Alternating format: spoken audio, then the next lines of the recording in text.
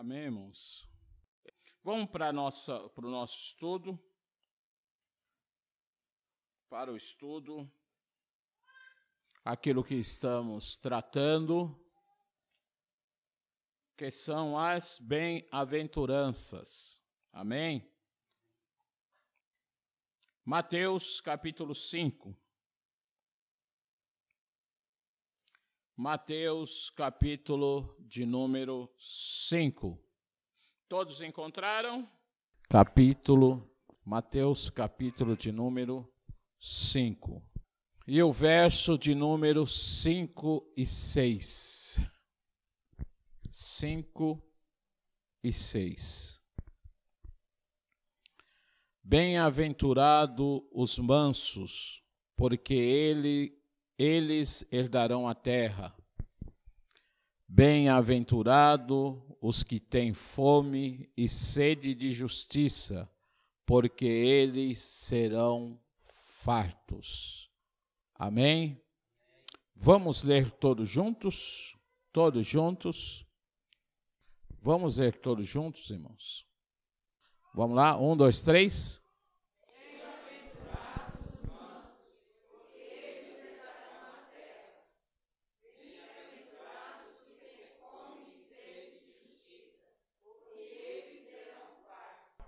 Amém? Amém. Pode sentar, irmãos. Pode assentar. Quero perguntar aí para os irmãos se vocês estão entendendo o nosso estudo do Sermão do Monte. Quem está entendendo?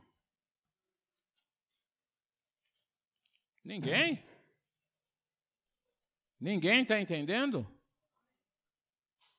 Quem está entendendo o estudo do Sermão do Monte? Quem está entendendo? Tem alguém que não está entendendo? Se tiver, a gente explica melhor. Porque o Sermão do Monte, irmãos, esse estudo é para ser entendido, ouvido, entendido e aplicado. Acima de tudo, aplicado. Não adianta ouvir, entender e não aplicar. São características de um verdadeiro cristão. Tá certo? De um verdadeiro salvo. Aquele que pratica isso que Jesus ensinou, ele tem as verdadeiras características de um cristão. E não adianta você bater o pé, e não adianta nós queremos reclamar, e não adianta nós queremos achar que Deus entende, Deus me entende. Quando Jesus ensinou isso aqui, ele entendia todo mundo e conhecia todo mundo. Ele conhece todo mundo e entende todo mundo, não é assim? Ou não conhece? Então Jesus não abre exceção para o seu ensino. Ele não abre exceção. Nós vamos perceber no decorrer do Sermão do Monte, isso não vai ser agora, vai ser bem mais lá na frente, bem na frente mesmo, que quando Jesus fecha o Sermão do Monte, e é o último bloco do ensino de Jesus, é sobre a aplicação de tudo que ele ensinou. De tudo que ele ensinou, aplicação. Como fazer a aplicação. E ele vai comparar aquele que ouve as palavras dele e a pratica como um homem prudente. E aquele que ouve as palavras dele e não a pratica como um homem imprudente. Não tem ali exceção. Ou você é prudente, ou você é imprudente. Só tem essas duas características. Ou você é prudente, ou você é imprudente. Amém?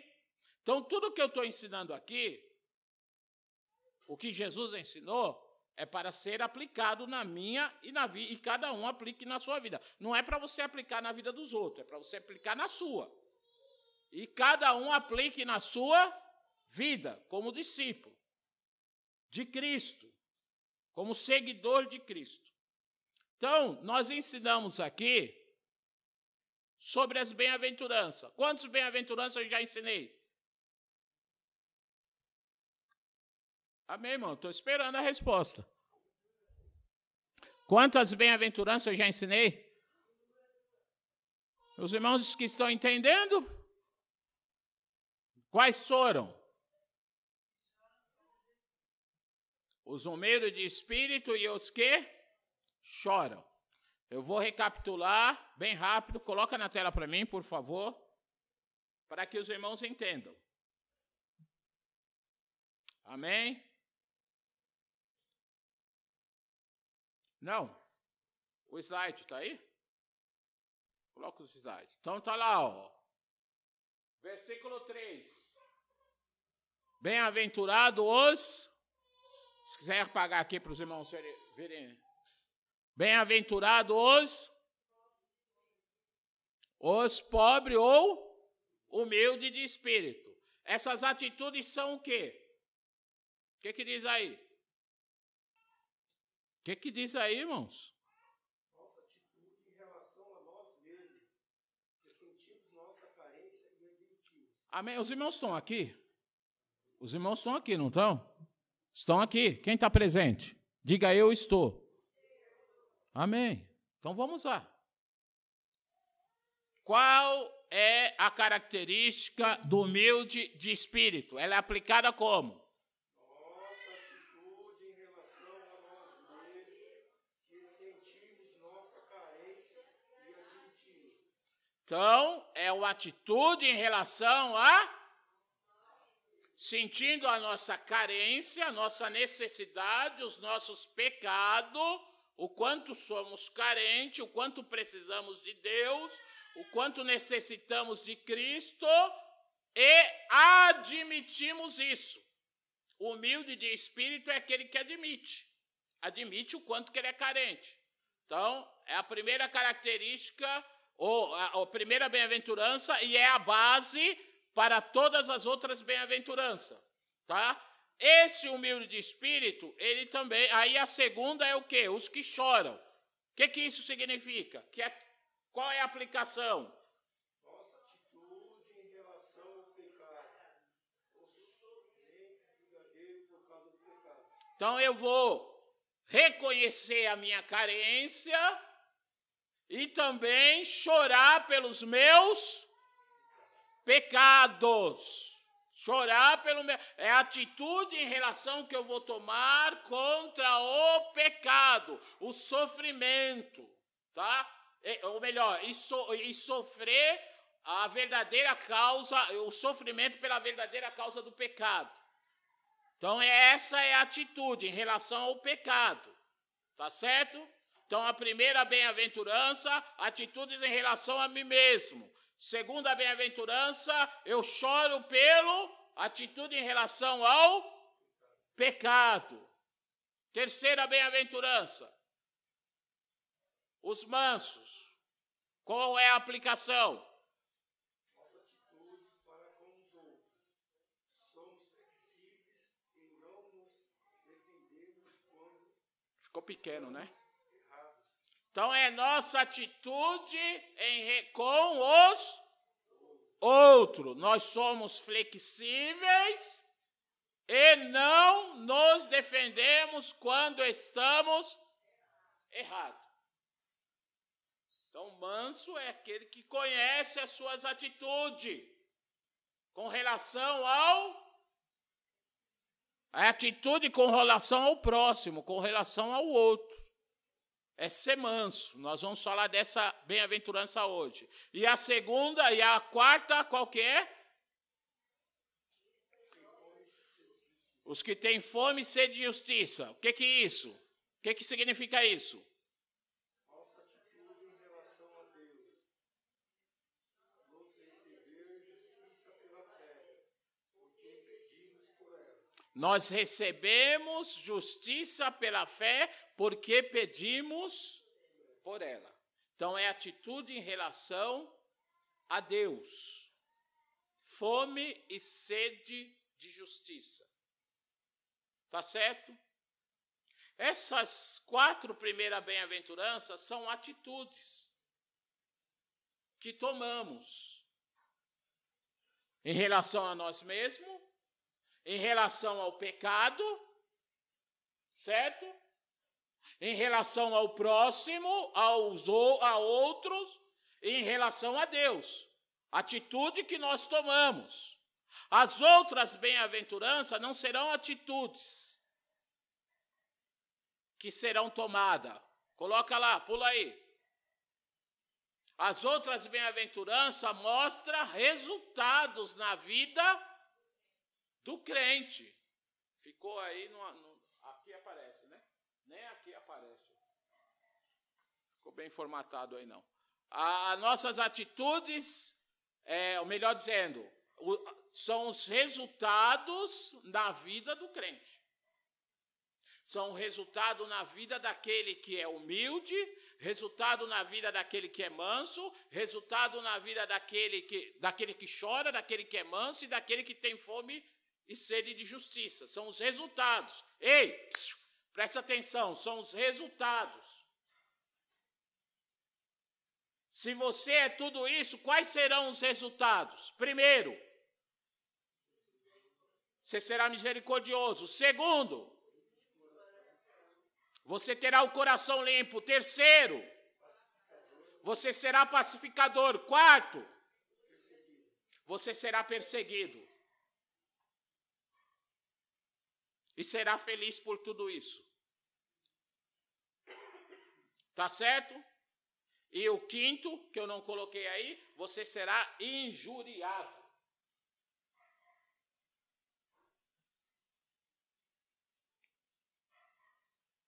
Mas será feliz por isso. Irmãos, quando Jesus ensinou isso, preste atenção. Quando Jesus ensinou isso, Jesus nos ensinou a ser como Ele. Ou melhor, ser como o Pai. Leia o último versículo do capítulo 5. O último versículo. Está com a tua Bíblia aberta? Não fecha. Leia o último versículo do capítulo 5.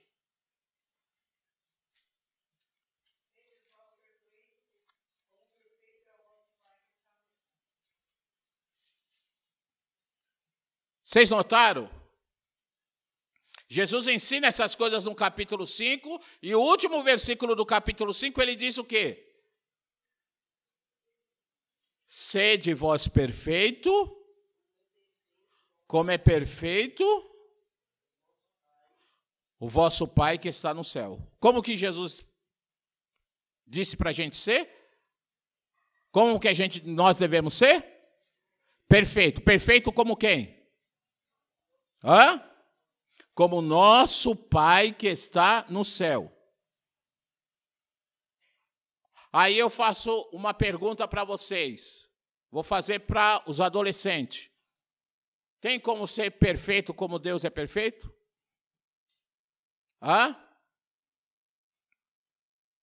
Tem? Gabi? Não? Tem?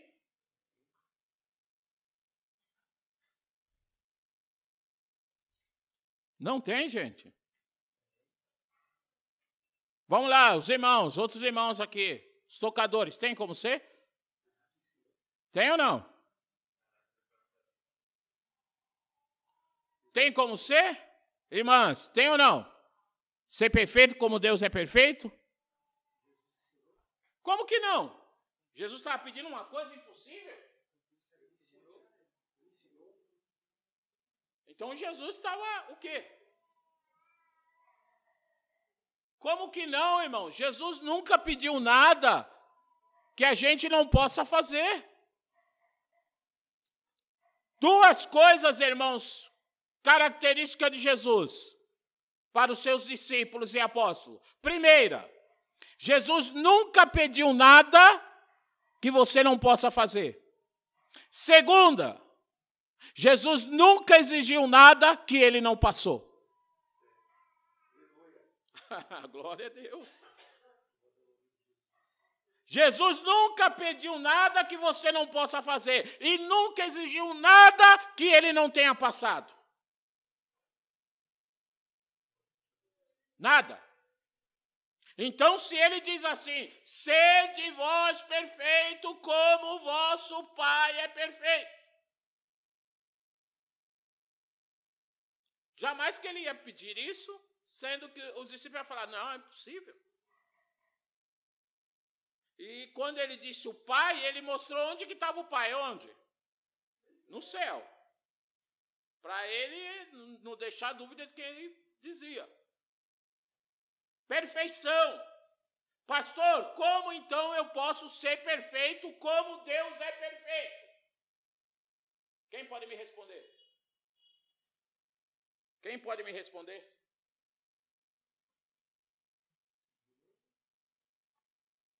Quem pode, irmão?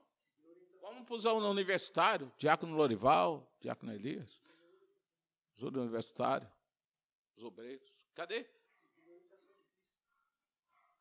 Irmãos, Jesus acabou de ensinar, se você fizer isso, você vai ser igual o Pai.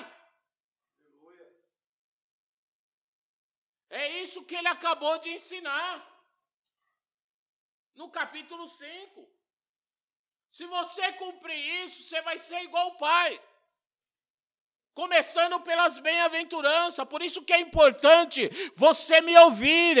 Aqui é a pregação da palavra de Deus. Por isso que é importante você entender as bem-aventuranças. Não vem aqui, ouça e vai para casa e esqueça. Pelo amor de Deus.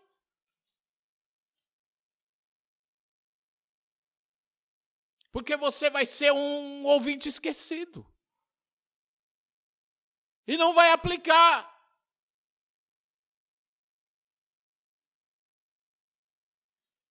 Aí por isso, irmãos, nós não aplicamos isso, sabe o que acontece? Alguém pisar no seu pé, você se ira fácil.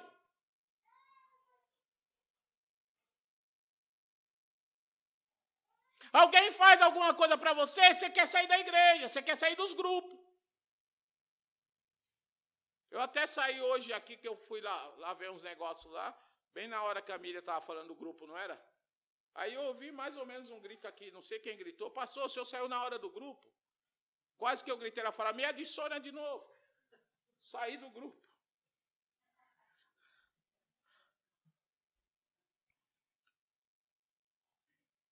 É por isso que falta, irmão, humildade.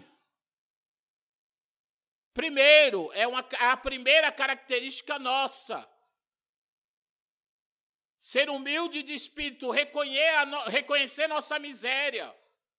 Ei, nós somos miseráveis.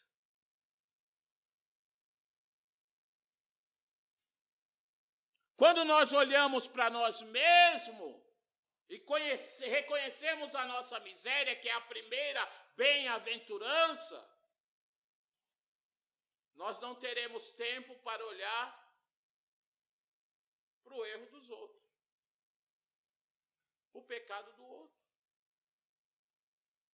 Porque o pastor Natalino, se ele pecar, ele é tão miserável quanto eu, ou não?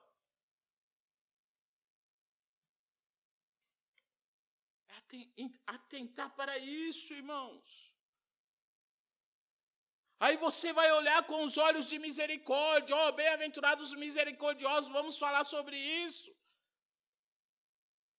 Como que eu vou ter um olhar misericordioso se eu não consigo ver a minha miséria? Eu não vou ter compaixão da miséria do outro.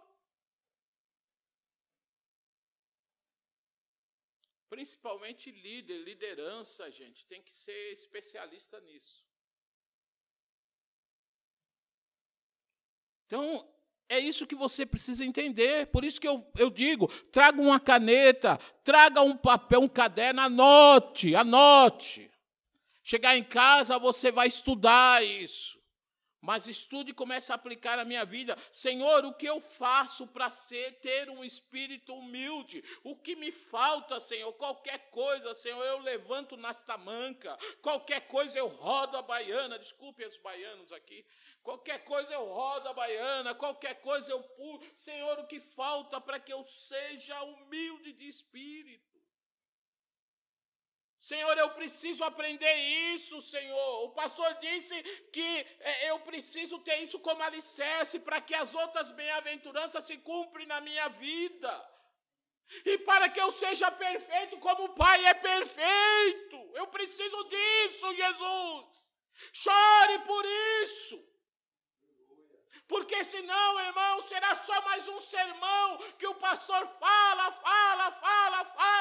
Você ouve, vai embora, esquece. Irmãos, quando eu chegar no céu, se um dia Jesus falar que eu for entregar a igreja, ele dizer assim, olha, 100% lá aplicou o sermão que você ensinou do monte. Como eu vou ficar feliz?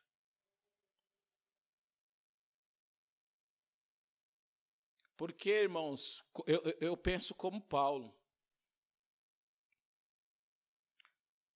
Paulo, ele disse, a nossa riqueza e a nossa alegria é ver vocês firmes no Senhor. Aleluia. É a alegria de João que ele escreve lá na sua carta dizendo, eu não tenho maior alegria do que essa. Gente, isso é lindo. Acha para mim aí. Não, vocês vão ter que ir. João, se não me falha a memória, 3 de João, ou 2 de João 1:3, ou 1:2. É 3ª ou 2ª, por favor.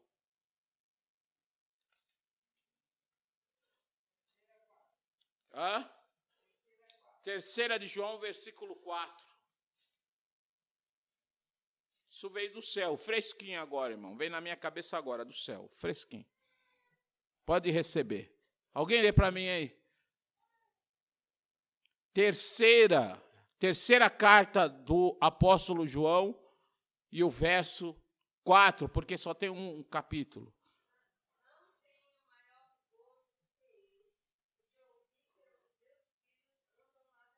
Irmãos. Fala a verdade, irmão. Isso não enche o coração do pastor? Ele disse, não existe maior alegria de saber que os meus filhos, os filhos que ele está dizendo, é a igreja que ele pastoreava, eram os irmãos que ele aconselhava, em saber que os meus filhos andam na verdade. Aleluia! Se isso traz gozo para o meu coração, irmãos, quanto não traz para o coração de Deus, ele olhar do céu para a terra e ver cada membro da igreja Jesus é luz do mundo e falar, olha, os meus filhos daquela igreja andam na verdade. E o que é a verdade? A minha palavra é a verdade. Aleluia. Por isso que precisamos cumprir isso. Jovem, você precisa cumprir. Você precisa ser perfeito como perfeito é o Pai que está no céu. Irmão, irmã, nós precisamos cumprir. Lá na faculdade, na escola, em casa, nas suas redes sociais, você precisa cumprir isso. Quando Deus olhar para a sua rede social, Ele vai dizer assim, eu estou muito alegre porque minha filha e o meu filho andam na verdade. Será que Ele pode dizer isso?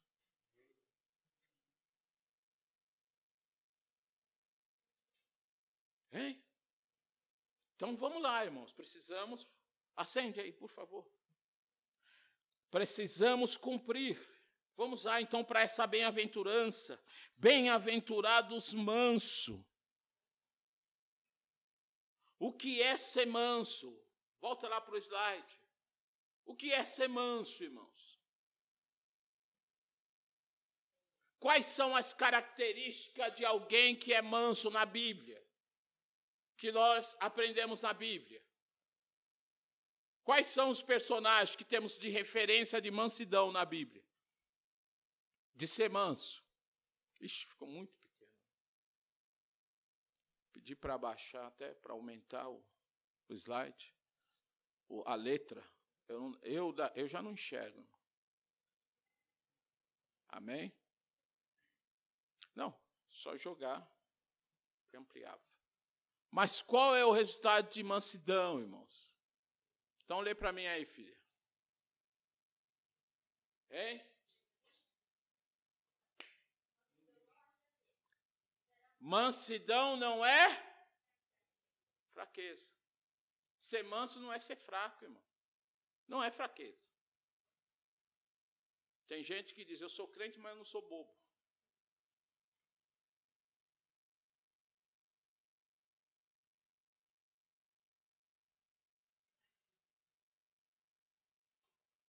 Com quem que eu aprendo a ser manso? Hein?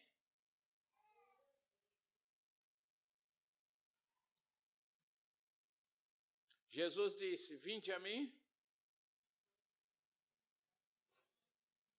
todos os cansados e sobrecarregados.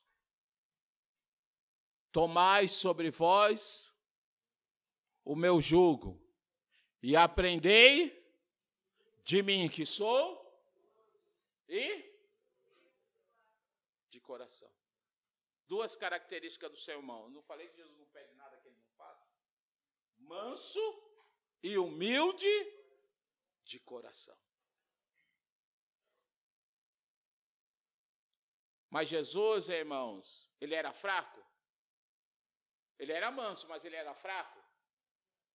Hã? Porque mansidão e justiça são duas coisas que operam na vida, e eu até coloco duas coisas junto. O manso, ele luta por justiça, e foi isso que Jesus fez quando ele expulsou os cambistas. Ele pegou um chicote e expulsou do templo os cambistas. Ele estava bravo? Ele era manso lá? Sim ou não? Era manso ou não, irmão? Foi. Foi uma mansidão justa.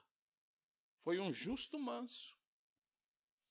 Sabe por que ele foi manso? Porque ele não agiu por ira. Ele não agiu por raiva. Ele agiu por zelo.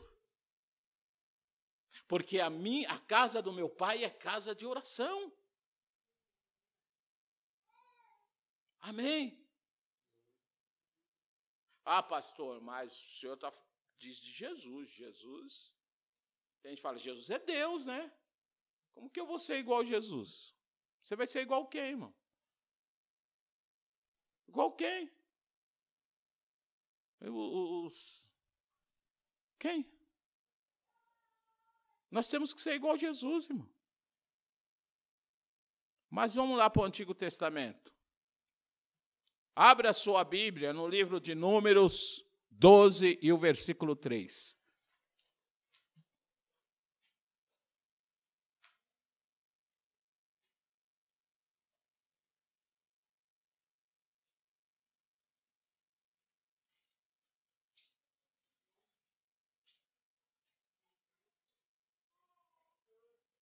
Números 12, 3. O que está escrito?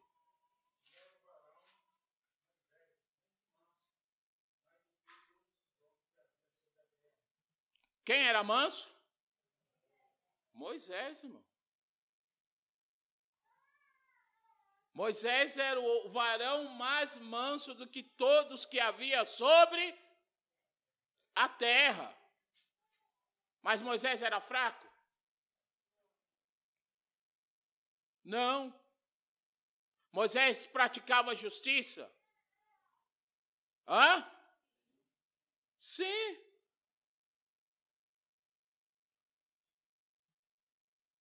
Quando o povo pecou, irmão, o que Moisés fez? Ele estava lá no monte, com Deus, 40 dias. Aí o povo, ele demorou para descer. O que Arão fez? O que Arão fez? A pedido do povo? Bezerro de ouro. O povo disse, Moisés morreu, agora nós estamos sem Moisés, com certeza sem Deus, não sabemos se Deus vai continuar conosco, precisamos de um Deus que nos guie. E Arão fez um bezerro de ouro, e eles começaram a cultuar aquele bezerro, a dançar, a fazer festa. Quando ele estava na festa, Moisés estava vendo?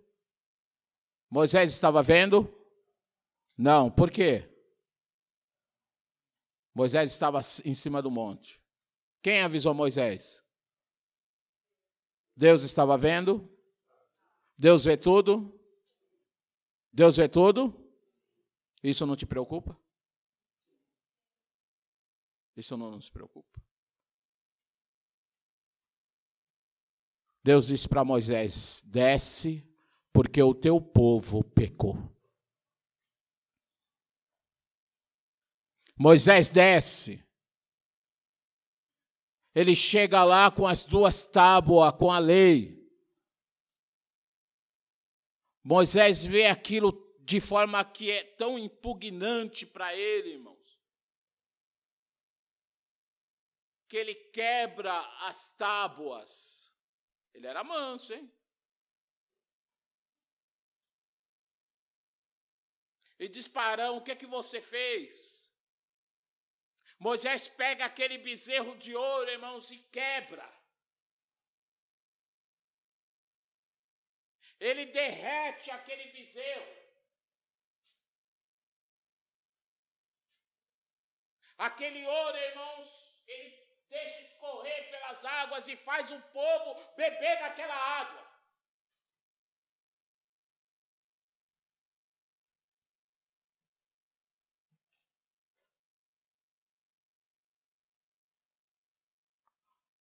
Moisés era manso? Sim. Mansidão e justiça.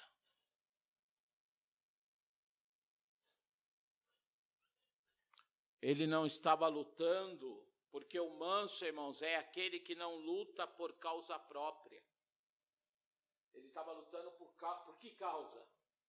A causa do outro, a causa da santidade, a causa, irmãos, da verdade, a causa da justiça. Então, ser manso não é ser fraco. É defender a causa do outro. Amém? Isso, não é defender a sua causa. Não é lutar por causa própria. Não. É o que diz lá, não é? Continua lendo lá, filha. Amém? Não defender as suas próprias. Lutar por si próprio, pelo seu próprio interesse. Não.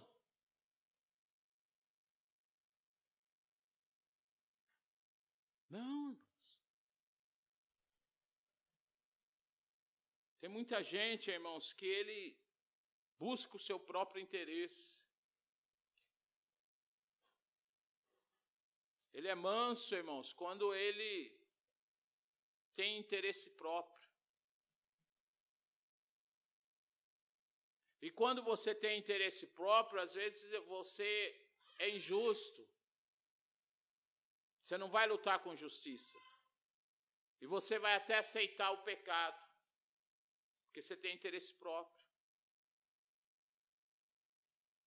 Você tem que lutar pela causa do outro. Confrontar o pecado, se for possível. Orientar. Falar. Buscar a justiça. É isso que é ser manso. Mas quem consegue lutar pela causa do outro? Aquele que é humilde de espírito. Mansidão é base, é característica do humilde de espírito. Característica do humilde de espírito. Pastor, mas como que eu faço? Já disse. Primeiro, quem ensina? Nós devemos aprender com quem? Aprendei comigo que sou manso e humilde de espírito. Pastor, qual que é o outro caminho para a mansidão? Gálatas 5:23. Gálatas 5:23. Mansidão é uma virtude do quê? Hã? Não, domínio próprio é uma virtude. Mansidão é uma virtude do quê?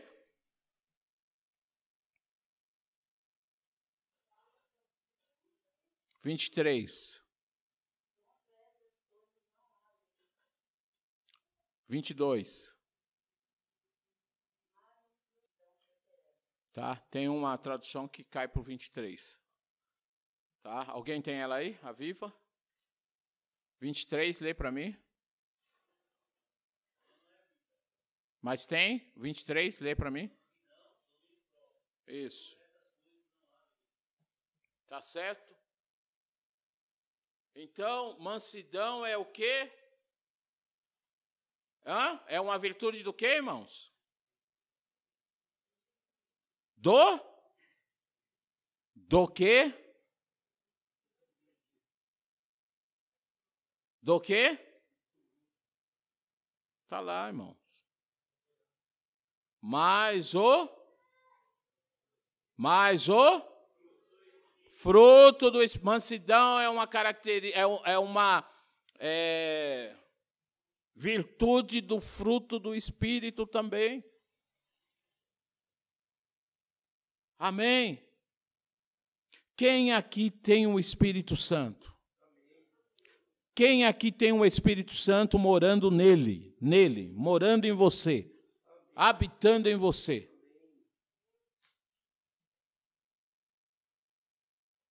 Se você tem um Espírito Santo habitando em você, o que isso quer dizer, irmãos? Você pertence a quem?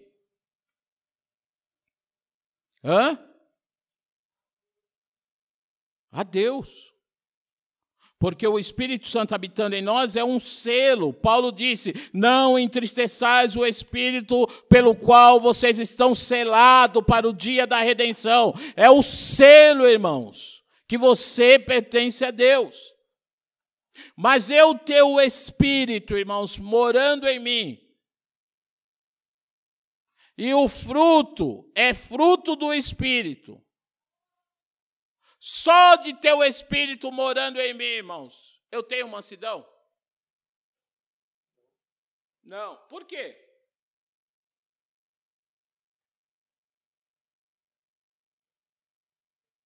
Qual que é a característica de fruto, irmãos? Para que eu tenha um fruto?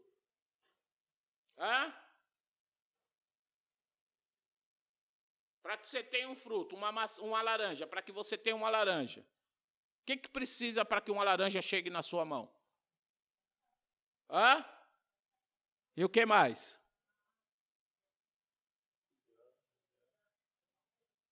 A laranja começa com o fruto? Começa com o quê? Com a semente. E para chegar a laranja, a semente precisa o quê?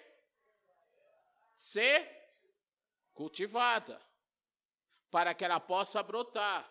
E você tenha a laranja. Então você tem um Espírito.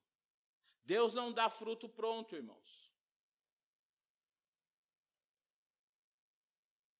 O Espírito em nossa vida, irmãos, Deus dá semente. Você precisa exercitar o fruto do Espírito. Deixar que ele cresça.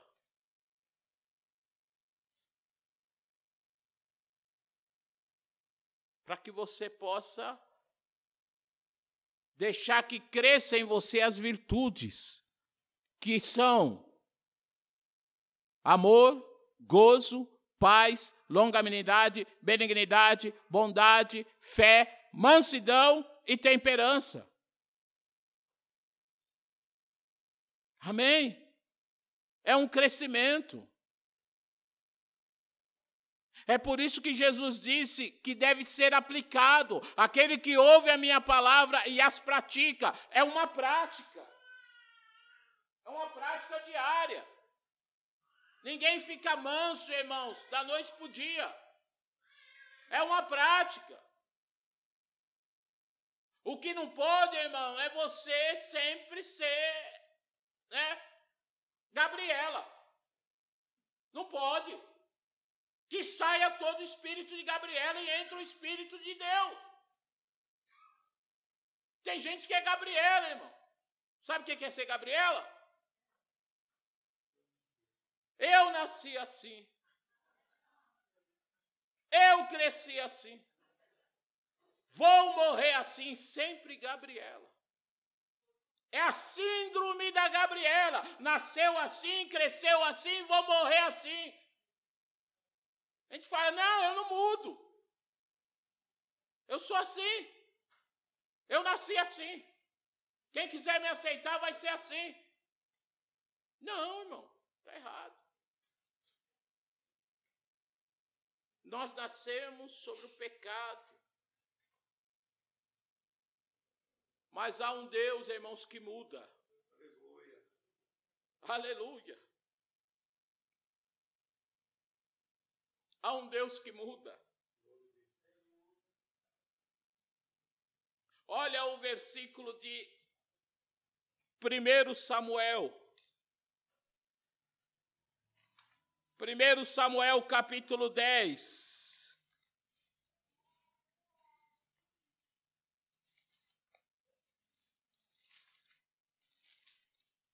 Primeiro Samuel capítulo 10.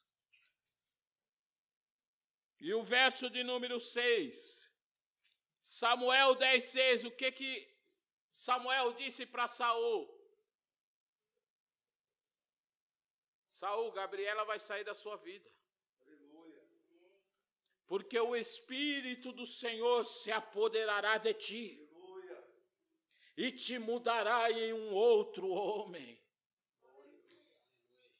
Agora é impossível, irmão, dizer que o crente fala, eu tenho o Espírito de Deus, irmão, e nunca muda.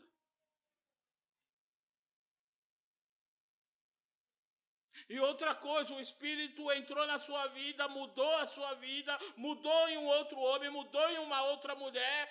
Sabe, aquele momento de novo convertido, de outro homem, de outra mulher, de muita alegria, de muita felicidade, de só querer Deus, de só querer Bíblia, de só querer oração. Pastor, tem oração hoje, tem oração amanhã. Pastor, se não tiver, dá um jeito de eu orar. Pastor, sabe aquele negócio de crente que quando o Espírito Santo entra na vida dele, já muda ele num outro homem, numa outra mulher.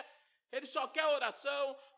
O grupo lá está pegando fogo e ele está trazendo uma palavra de paz. Ele nem está entendendo o que está acontecendo lá no grupo, né? É ou não é? Por quê? Porque o Espírito Santo se apoderou nele e transformou ele num outro homem. Mas há um perigo. Se você não dá sequência à ação do Espírito na sua vida, você pode retroceder, ao invés de fazer com que a semente cresça e produza fruto com suas virtudes. O que aconteceu com Saul, irmãos? O Espírito Santo se apoderou dele? Sim ou não? Ele profetizou? Sim ou não? Mudou ele em outro homem? Sim ou não? E por que ele se suicidou? E por que ele pecou? E por que foi tomado o reino dele? E por que ele perseguiu Davi? E por que Deus tirou o trono dele? Por quê? Porque ele deu vazão à sua carne, às suas vontades, ao seu próprio ego, o seu poder. O poder subiu à cabeça de Saul. Ele já não queria ouvir mais ninguém. O próprio filho aconselhava ele não queria ouvir. Quase que matou o filho, porque fez um voto louco. Começou a praticar loucura, a ponto, irmãos, do espírito sair e perturbar ele, um espírito demoníaco que vinha perturbar ele. Tinha que Davi, irmãos, ir lá tocar harpa para aquele espírito imundo sair dele. Pastor, mas o senhor não acabou de dizer que Deus mudará ele? E não mudou, pastor, mudou. Mas só que ele não deu sequência. Irmãos, se não dermos sequência, quando o Espírito de Deus entrar em nossa vida, nos mudar em um outro homem, em uma outra mulher, se não dermos sequência àquilo que o Espírito quer de nós, se não nos rendermos à vontade do Espírito, irmãos, nós iremos regredir. Mas o Espírito quer nos ajudar, irmãos.